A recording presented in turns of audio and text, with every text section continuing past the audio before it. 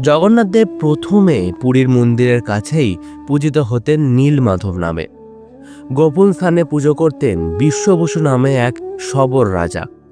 এই শবর রাজাই আগের জন্মে জরা নামের এক ব্যাধ ছিলেন, যিনি কৃষ্ণকে ভুলবশত তার তীরে বিদ্ধ করেছিলেন, যার ফলে পার্থসারথী প্রাণ ত্যাগ করেন। স্কন্দ পুরাণে বর্ণিত প্রিয় মাধবের গুরুতর আহতের কথা শুনে ঘটনাস্থলে ছুটে আসেন অর্জুন।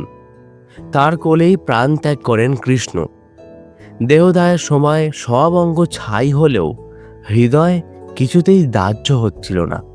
তাই একটি নিম কাঠে তা রেখে সুদর্শন চক্র চিহ্ন এঁকে ভাসিয়ে দেওয়া হয় সমুদ্রে।